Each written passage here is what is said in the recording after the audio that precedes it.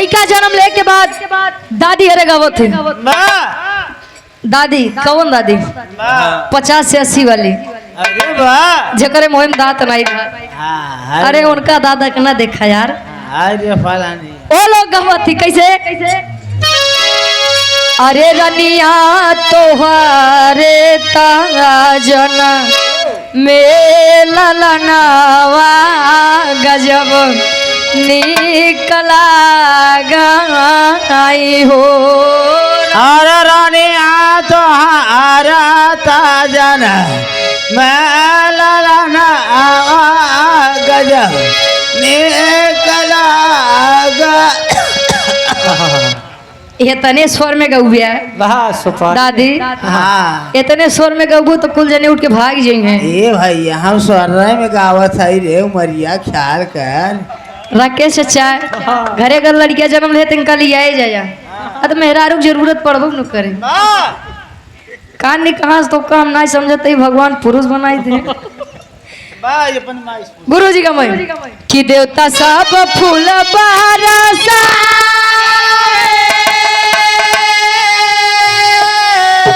अरे अंगनाबाई में नाचाए हो। ए भैया तभी ना बदारी के बरस सवनवा गजब निकला गई हो। बिना बदारी के बरस सवन बिना बदारी के बरस सवनवा गजब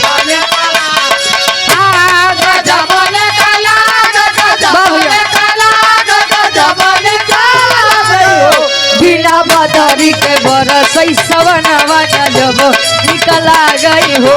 बिना बदारी के बरस सवनवा गजब निकला गई हो। गोलू वर्मा जी इटाहरा बॉर्डर से।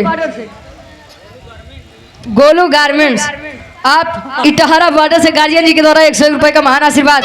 माई भगवती आपके काम में दिन दुना रात चौगना तरक्की दे। ई तमाला 50 से 80 साल वाली गावत थी। तनी से और आजा 30 से 50 वाली गावत थी। ये हमारे चाची हरे गाँव में कैसे?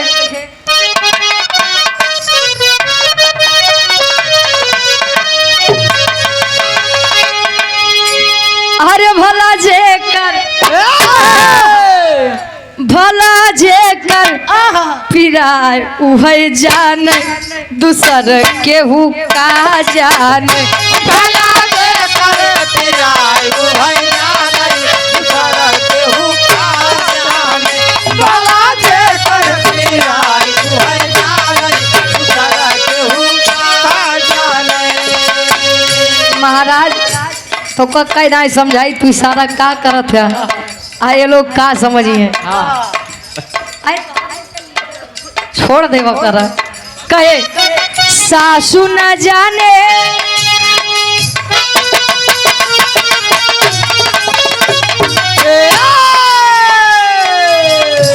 स्वर्गीय दादी क्या आप बनाती हैं? सौर यादव छोटा सा मुन्ना 51 रुपए का महान आशीर्वाद दे लाख हम खुद नहीं है। माई भगवती से कृपा प्रार्थना रही कि लड़का पढ़ लिख के अपने जिला जवार के नाम रोशन करे। सासू न जाने न नदियो न जाने सासू न जाने न नदियो न जाने सासू न जाने न नदियो न जाने। सासू न जाने न नदियो न जाने न जानिए भैया जकरे ऊपर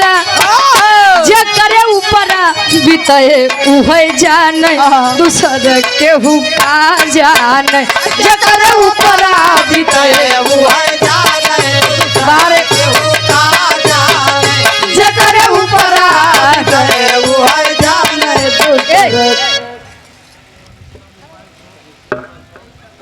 कनिष्का मोबाइल शॉप इटाहरा बॉर्डर से आप गार्जियन जी के द्वारा राम सिंह पटेल जी 100 रुपए का महान आशीर्वाद।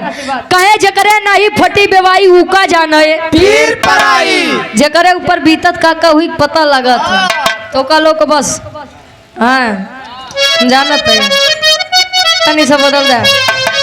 अरे ए हो लला ना तोहर चितवन कैसे ए होला ना तोहर चितवन कैसे ए होला ना तोहर चितवन कैसे चितवन कैसे हो चितवन कैसे चितवन कैसे हो चितवन वाह। कैसे चितवन कैसे हो चितवन कैसे चितवन कैसे हो चितवन कैसे ए हो लला ना तोहर चितवन कैसे ए होला ना तोहर चितवन कैसे ए होला ना तोहर चितवन कैसे ए हो ललन अरे हो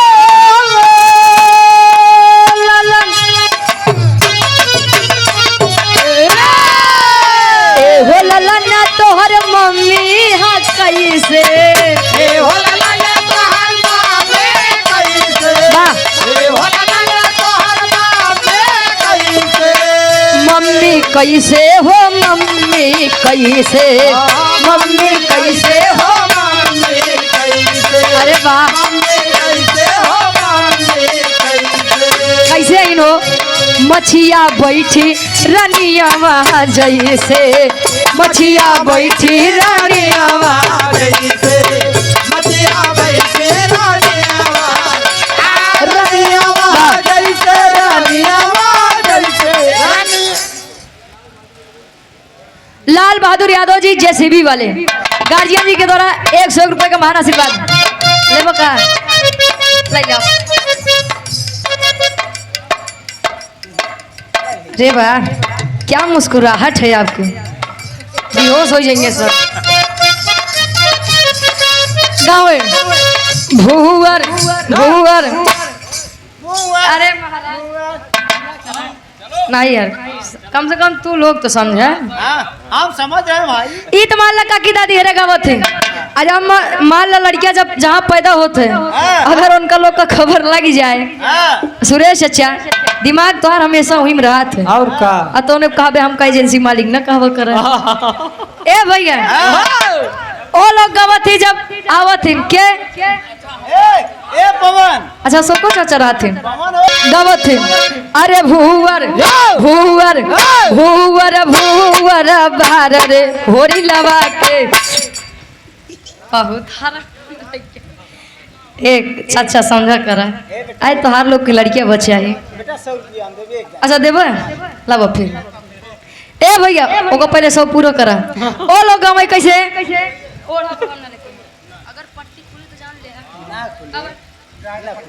और आप लवा 150 लवा का बोली अच्छा लल्ला का नाम बोल दी बस हांडिया से छोटा सा भाई है हमारा लल्ला ओकर नाम का हम जानबे ना करी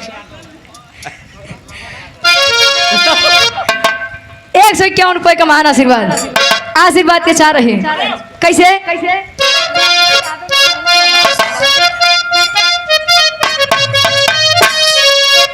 अरे भूवर भूवर भूवर भूवर बार रे कोरी लवा के भोवर भोवर बार रे हरे लवा के भोवर भोवर बार रे हरे लवा के भूवर भूवर बार रे होरी लवा के भूवर भूवर बार रे होरी लवा के भूवर भूवर भूवर बार रे होरी लवा के भूवर भूवर बार रे हरे लवा के भोवर भोवर बार रे हरे लवा के सुरेश चाचा अच्छा ए अशोक चाचा अरे होरी लग के मम्मी है महलों की रानी अरे पापा अरे पापा बात चाचा आवत अरे पापा पापा पापा हमें रंगा बाजरे होरी लवा के पापा हवे रंडी बाजर हरे लवा के पापा हवे रंडी बाजर हरे अशोक चाचा देखा था हम रंगबाज बनावत है ये लोग अलगे बनावत है हाँ हाफ माइंड है अच्छा आप के अजीत मंडहारपुर से के कलाई वाले गार्जियन जी के द्वारा ढेर सारा मैं पुरस्कार चरणों में कोट कोट नमन आशीर्वाद के चाह रही। इधर इधर लल्ला वाली है कहे अरे होरी लगे चाची लगे श्री देवी अरे चाचा ये अशोक चाचा राकेश चाचा अरे चाचा चाचा हमें थानेदार रे होरी लवा के चाचा हमें पगल बाज रे होरी लवा के चाचा हमें पगल बाज रे होरी लवा के चाचा हमें पगल बाज रे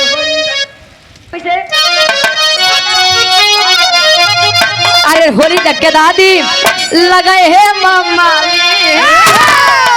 अरे दादा दादा पीछे चला गए अरे दादा दादा दादा हमें थानेदार रे होली लवा के दादा हमें कदरदान रे होरी लवा के दादा हमें कदरदान रे होरी दादा हमें कदरदान रे होरी लवा के दादा हमें कदरदान रे होरी लवा के दादा हमें कदरदान रे होरी लवा के दादा हमें कदरदान रे होरी लवा के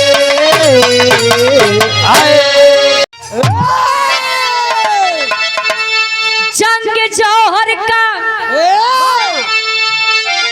जंग जौहर का बजता बिगुल जंग में रंग लाती थी लोरी की थी जब जवानी रक्त की बूंद में खून है खून का लोरी के लइका या भोरी की कहानी और की छाती पर गर्जन करे सर्वदा बोला या भोरी माँ क्यों न पिंडदान हुआ मजरी कहे गुलामी न मंजूर मुझको करे हक यदा जो वो बलवान हुआ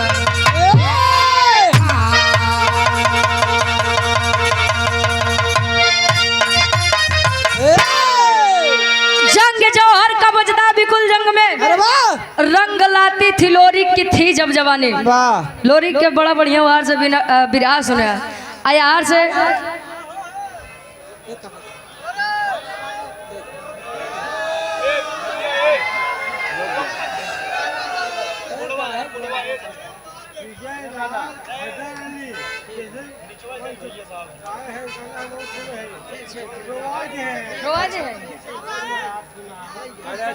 अरे आप नौना बताऊता है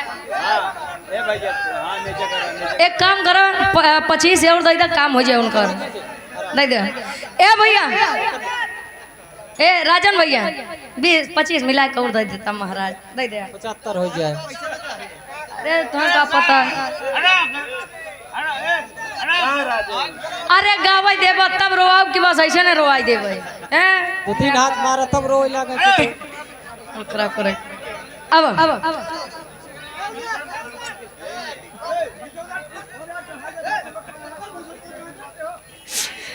अनिल कुमार पटेल जी बीडीसी ग्राम टटिहरा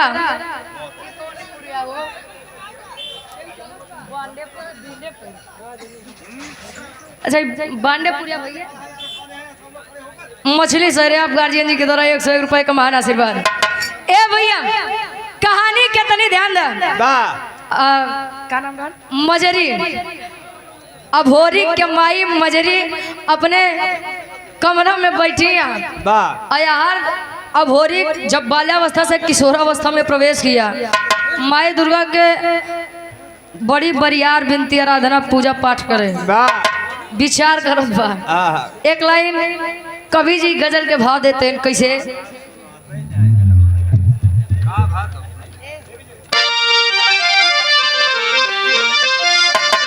हल हल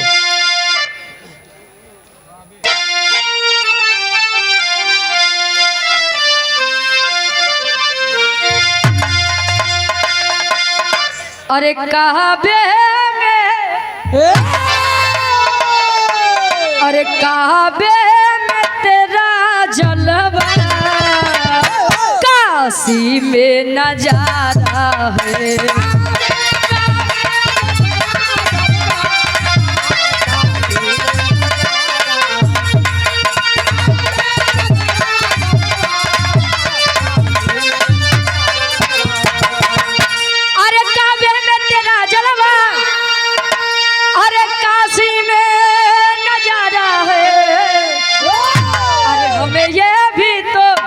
हमें ये भी तो प्यारा है, हमें वो भी तो प्यारा है।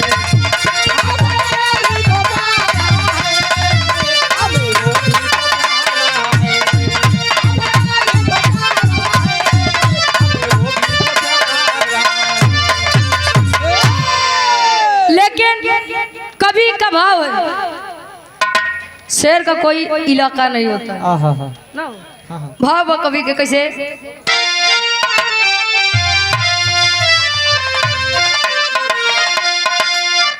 अरे गीदड़ की टोली में शेर आकर दहाड़ा है।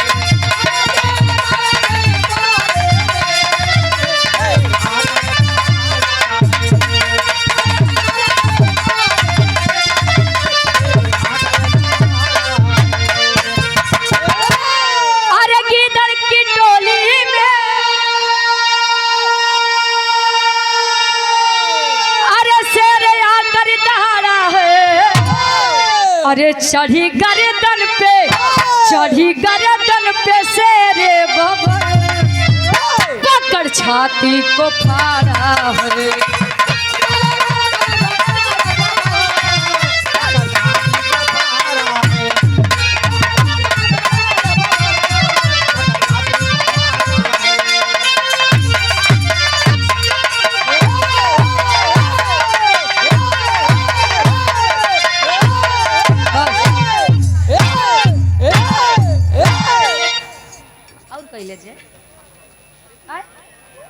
अपना म्यूजिक प्रयागराज प्रोपराइटर बार महेंद्र यादव दादाजी, ये प्रयागराज से 200 रुपए का महान आशीर्वाद, बहुत ही आगे जाते हैं। ए भैया पाल स्टूडियो, लाल बहादुर पाल, रोडवेज लाइट टेलीकास्ट, मछली शहर से 201 रुपए का महान आशीर्वाद। कहा जाता है कि जे क्रांति करे सीखे बा, इतिहास सदैव बगावत करने वालों का गाया जाता है। अगर चाह ले कोई लड़ना, सत्य बोलना, ये कहीं से खरीद ले तो कोई खरीद नहीं सकता है, ये खूने में पावा जाता है। भैया बिरहा के हमारे कहानी की शुरुआत यही से कैसे जौहरी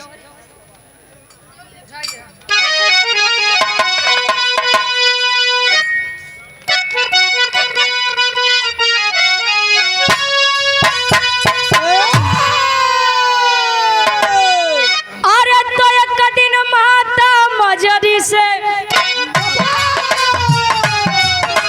भोर के आके बोला,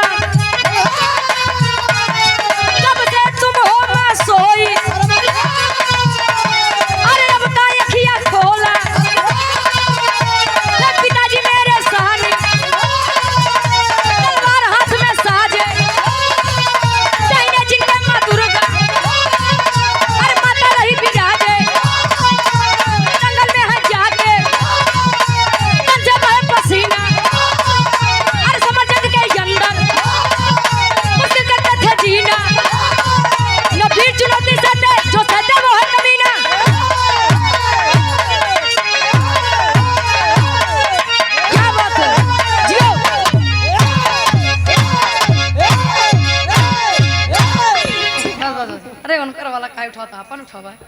ए भैया फिर तू बोल का दिन हम तो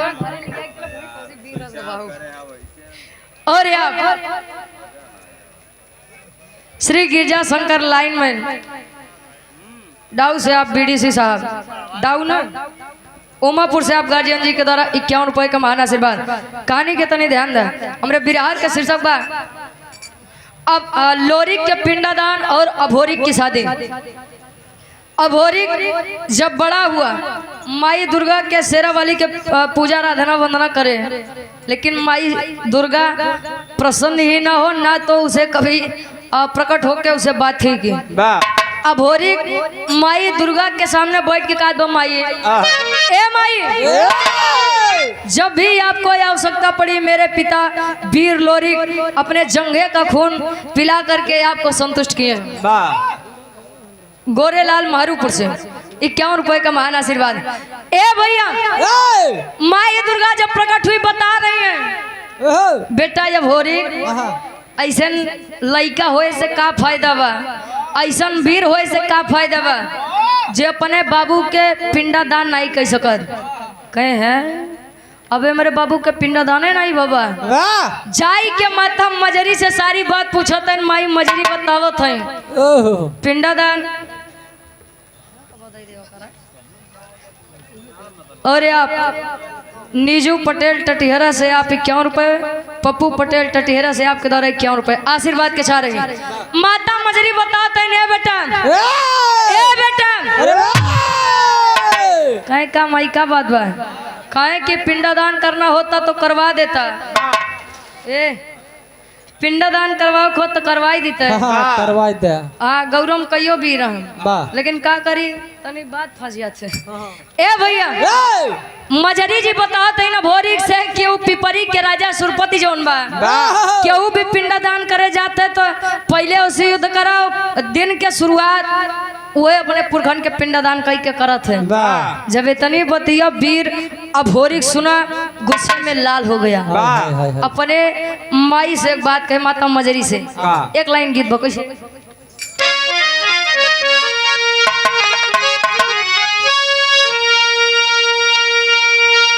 शिवांश स्टूडियो दीपक यादव बीडीसी आबा से निजामुद्दीनपुर से 51 रुपए आशीर्वाद के चाह रहे।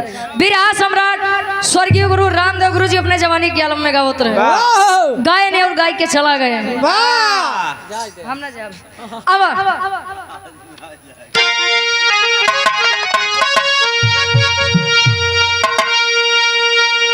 अरे त झूलनी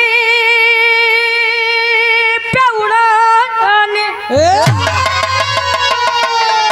अरे झूलनी पे उड़नी आई जहाजिया उड़ा दा, आई जहाजिया उड़ा दा हमार पाइजे बड़ा जहीरा जड़ा दा, हमार पाइजे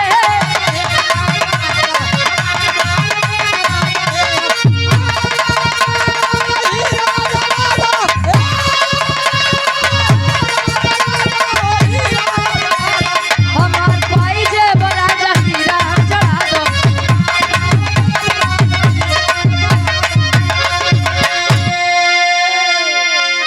लेकिन वीर अभोरी कहता छ तिलक 3 प्रकार के होते हैं। एक तिलक जो हर रोज प्रतिदिन लोग पूजा करके लगा लेते हैं, और एक तिलक विजयी तिलक, और एक तिलक जाना था कौन होता है? बर्बादी जो नहीं शादी के पहले चढ़त है बर्बादी चालू।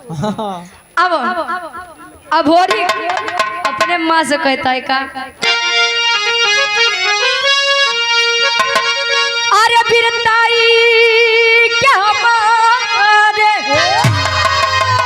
अरे बिरताई क्या हमारे तो तिलकिया लगावा, हाई तिलकिया लगावा हमार माई हमके रण में पठावा।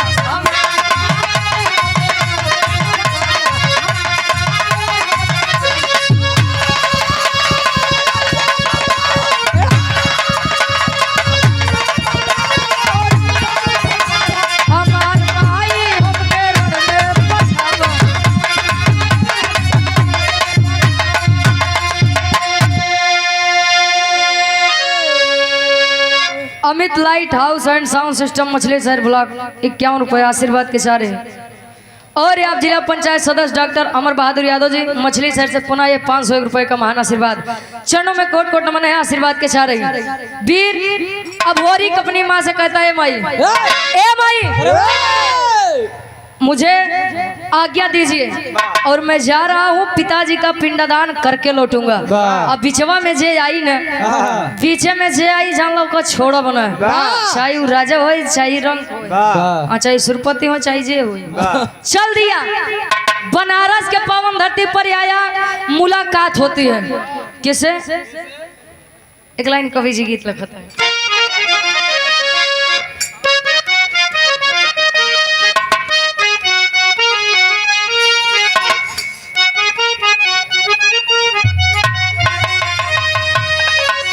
और आप सम्मानित हृदय के गार्जियन जी आप श्री हवलदार पाल जी, एडवोकेट आप पूर्व प्रधान ग्राम घिसुआ खुर्द, पुनः प्रधान पद के आप प्रत्याशी भी हैं।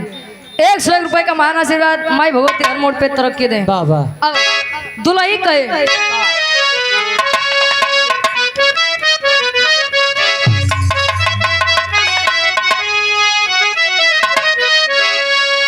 पहले शादी विवाह हो जाए तो गौना 5 साल 7 साल पे जाए, वाह और क्यों क्यों के तो 12 साल पे जाए। हाँ यारा। अरे यार हो गया। आज का बियाह होत बा शादी होत बा तुरंत विदाई करत है। पहले दुल्हा दुल्हन के एक दूसरे को देखते ही न रहा है।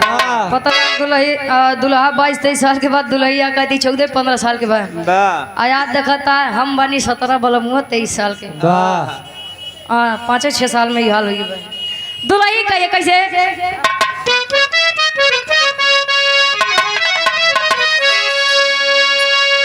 अरे जब से गवनवा के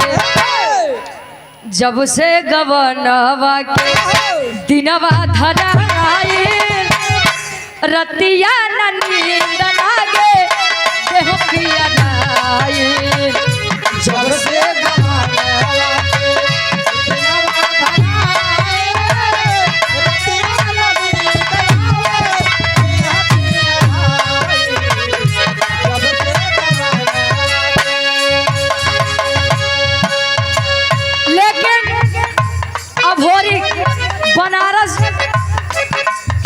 बनारस जब आया तो मुलाकात होती है पहली भेंट कैसा होता करे पिंडदान भोरी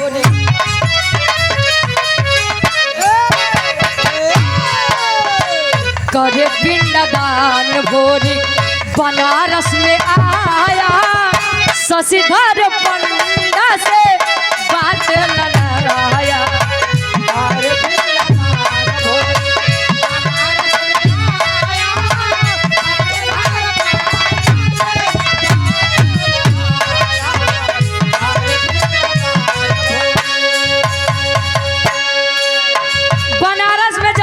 शशिधर पंडा से पहली मुलाकात हुई, बता रहा है कि पिंडदान करे के बाद कहीं क्या कर कहीं हमारे बाबू लोरी के वीर लोरी का नाम जब सुना तो सोच रहा है लेकिन कहीं सुरपति छोड़ी ने कहीं बेटा तू लोरी के लड़का हुआ अच्छा ही के और के लड़का हुआ। लेकिन यहाँ का एक रिवाज है, यहाँ की एक प्रथा है कहीं का शशिधर पंडा अभोरी के समझावे कैसे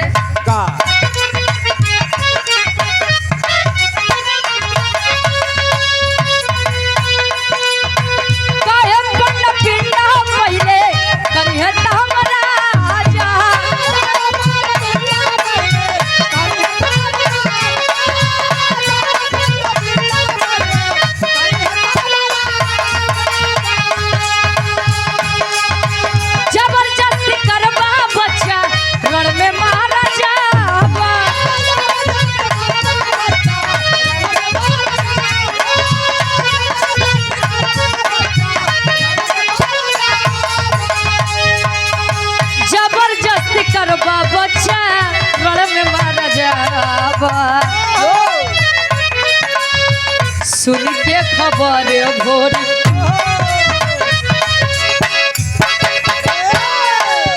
सुन के वचन भोरी तन में घुसियाई शशिधर पंडा से बात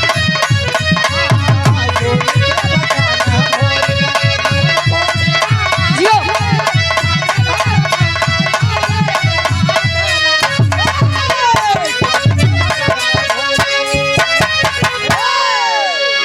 शशिधर पंडा बतावत बा के पिपरी के राजा सुरपति कहन की नियम है वह सुबह सुबह आ करके पिंडदान करता है, उसके बाद ही कोई पिंडदान करता है। और यदि मैं उसके खिलाफ गया, नियम के खिलाफ गया तो मैं जीना भूल जाऊंगा। कहीं मतलब मार दी यार। इतनी बतिया जब अभोरी सुने निकाल लिया तलवार गर्दन के पास जब सटाया कहीं बोल पिंडदान करवोगे कि न करोगे, करवोगे न करवोगे। अब इतनी बतिया जब शशिधर पंडा सुने कहें अरे यार आगे कुआं पीछे खाए कहाँ जाई कहें अगर एकर बात न मानब तो ई मार दे। अब पिंडा दान करवाए देव तो पिपरी के राजा सुरपति मार दे।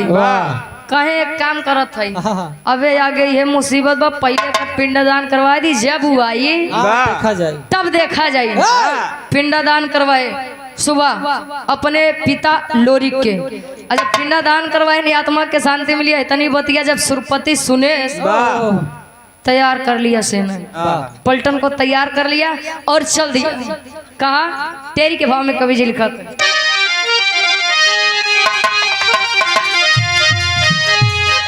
अरे जवानी जंगी जूझे जमके, अरे जवानी जंगी जूझे जमके, तो लोरी पूत भोरी कहे मिटाऊ बहुत तेरे हो, हम तेरे हो।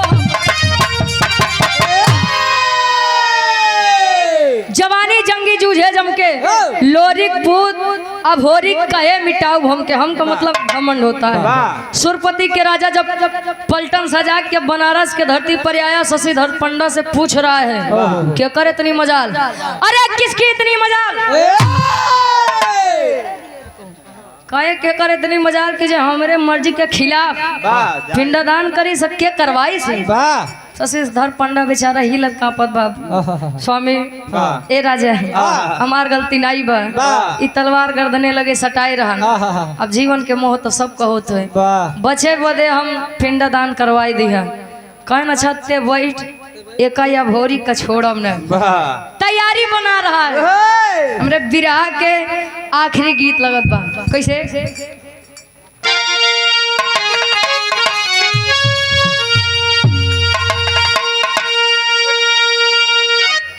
अरे सासु मार तनवा, अरे सासु मार तनवा, आई न नदिया मार तनवा, तनवा आई हो मारे कि तनवा आई हो मारे ना हमारे भैया के सरवा, तनवा आई हो मारे।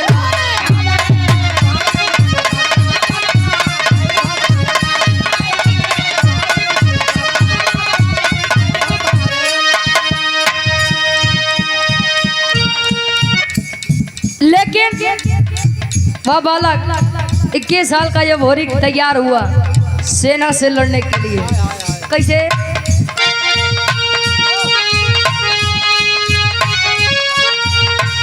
अरे तलोरिक के पुतवा कर,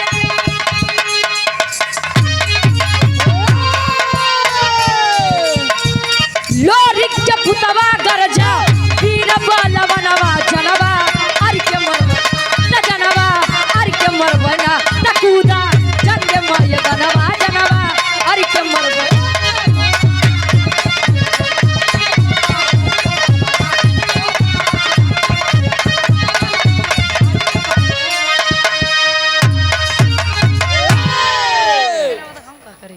और आप डॉक्टर संजय पटेल जी भावी प्रत्याशी बीडीसी तजाब यार हमसे बनवाई ना करत, इसी ग्राम के निवासी है। 51 रुपए का महान आशीर्वाद के चाह रही अभोरी ताजुद्दीनपुर, बस अभोरी चल दिया सुरपति से सामना करने के लिए। सुरपति सैकड़ों की पलटन लिए है, अभोरी अकेला है, और जौने समय तलवार भजे न तो मान के चला कि 40-50 तो इसे नहीं चला जाए, धराशायी हो जाए। अब धीरे धीरे जब सेना समाप्त होने लगी तो कितना जने डर के मारे हुए रण मैदान में सीधा सीधा लेट गए। ऐसा हुआ भोरी जान जाए कि मुर्दाबाद छोड़ दे, करे सारे के चक्कर में लगा था हम लोग न बचे। तो बोले सुरपति के राजा घोड़े पर सवार है, जाई के पिपरी के राजा सुरपति कालर जब पकड़ के जब नीचे खींचे, जब नीचे खींच लिया कहीं बोल बहुत ही आतंक फैलाए बोल, मार दिया जाए कि छोड़ दिया जाए। अरे हमारे साथ ए भैया, अब यार सुरपति के चेहरा पे कालिक पोत के गधा पे बैठाई गई, बनारस के ऐसा कोनो कोना नहीं बचा रहन की अभोरी घुमाए न हो, घुमाई के जब लाई क्या शशिधर पंडा लगे बैठा है, देखा नहीं है, नहीं बड़का वीर बनत रहे। एक बात जान ले, धरती वीरों से खाली नहीं है। इतनी बतिया सुरपति के एक बिटिया जेकर नाम केवला पतिया बतावा। वाह केवला पतिया अभोरी के सुंदरता पे वैसे भी मोहित थे, बहादुरी पर वैसे ही मोहित थी। अब विचार करतबा कि अरे यार वाह वो नहीं अभोरी कहन बतावा इनका इतनी मजा रही हमारे बाबू के साथे इतना गलत किए, हाँ इतनी बेइज्जती की है, इनका छोड़ा बना। वाह केवला पतिया एक नंबर के जादूगर नहीं रही। वाह आए बनारस में तब पापड़ के भाव में कवि जी लिखते हैं अनिल कुमार गौतम जी 100 रुपए का महान आशीर्वाद, आशीर्वाद के चारे के बच्चे अपनी कलम में कामयाब रहे। पापड़ के भाव में कवि जी लिखते हैं अब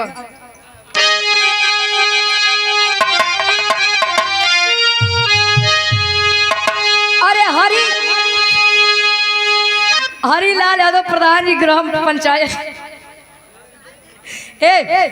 ताजुद्दीनपुर विकास खंड मछली शहर जौनपुर से 151 रुपए का महान आशीर्वाद। अब अरे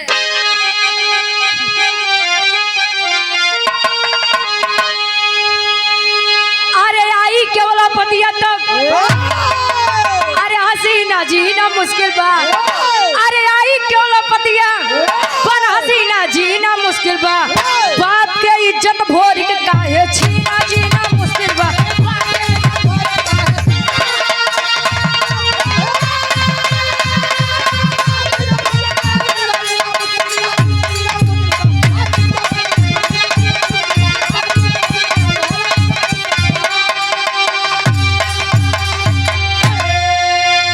अरे जादू चलाई दिहली सुगना बनाई हो तो पिजरा में कैद करके अब भवन में लेके आई हो। अरे कहे कुंवारी जी अब नहीं तोहरा बिना जीना मुश्किल बा। अरे कहे कुंवारी जी अब नहीं तोहरा बिना जीना मुश्किल बा। तब बाप के इज्जत भोर के काहे छीना जीना मुश्किल बा।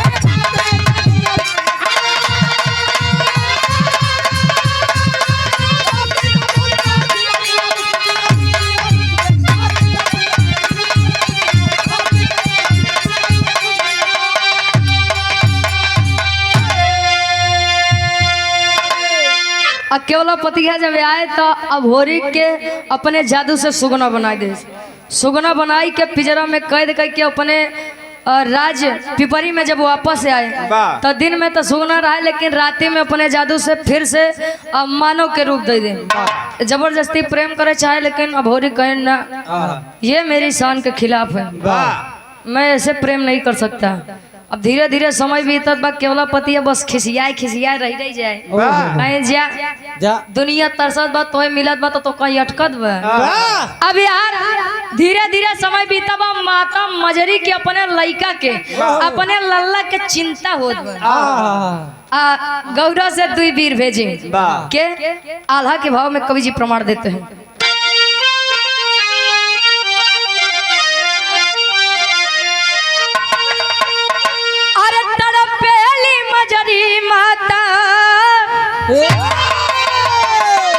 गौर के नगरिया बाबू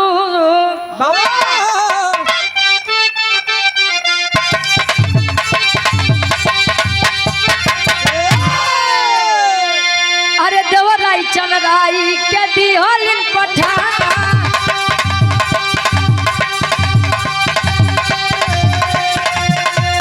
धीरे धीरे आई गई काशी के धरतिया।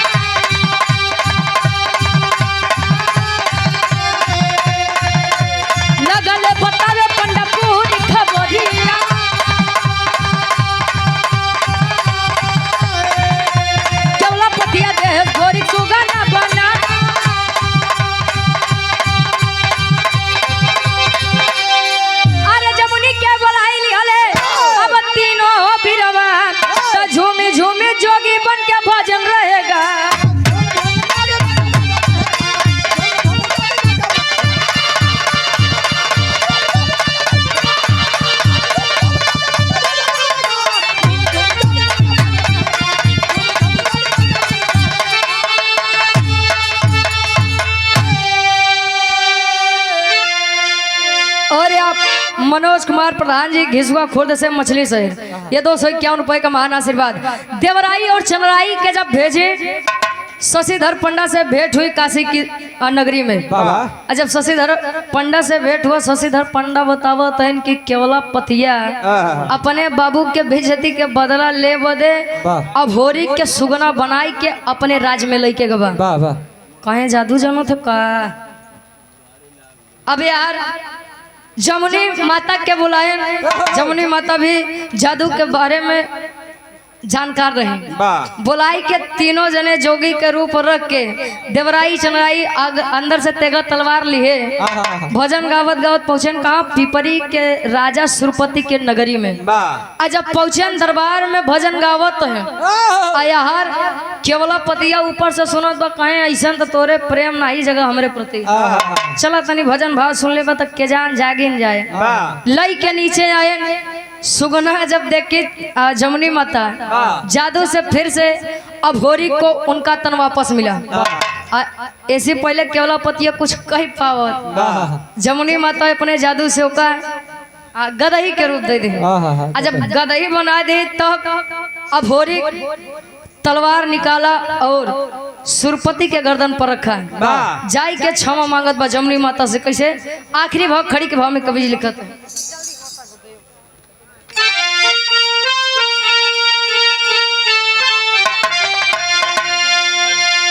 अरे माने गलती अपन, अरे माने गलती जमुनी के अब चरनिया धई के। अरे माने गलती जमुनी के अरे चरनिया धई के। हम हई भाई तू बहिनी बचनिया कही के।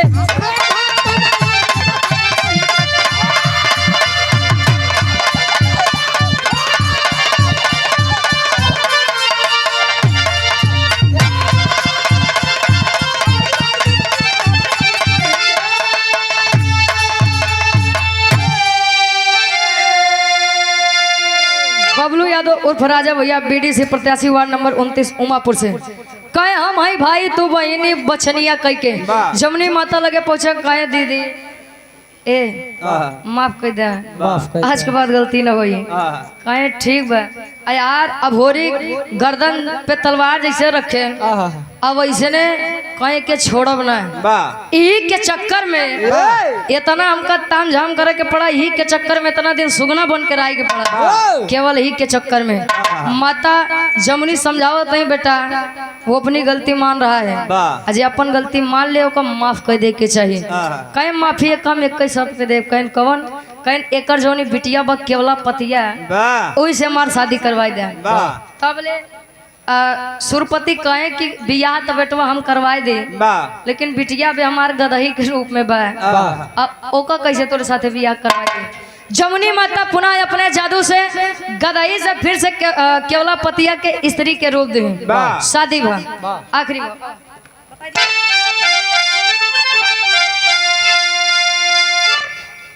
केवला पतिया और अभोरी की शादी हुई। अभोरी और केवला पतिया अपने गढ़गौरा में वापस आए। धीरे धीरे समय बीता। दोनों में एक बच्चा जन्म लेता है दोनों के संयोग से। और लड़किया के नाम शिव भोरिक बताया गया। वीर लोरिक के लड़का वीर अभोरिक, अब वीर अभोरिक के लड़का शिव भोरिक। विराह के शीर्षक रान आखिरी में खानदान के परिचय। गुरु बिहारी गुरु गणेश गुरु रामलाल वर्मा का।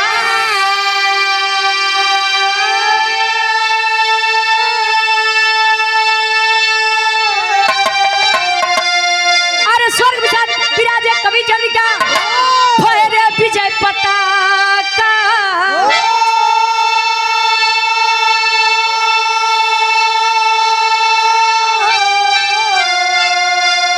अरे जवानी जंगी जूझे जमके ग्वालो वंशी रुचि बरी काना पे पानी। जवानी जंगी जूझे जमके।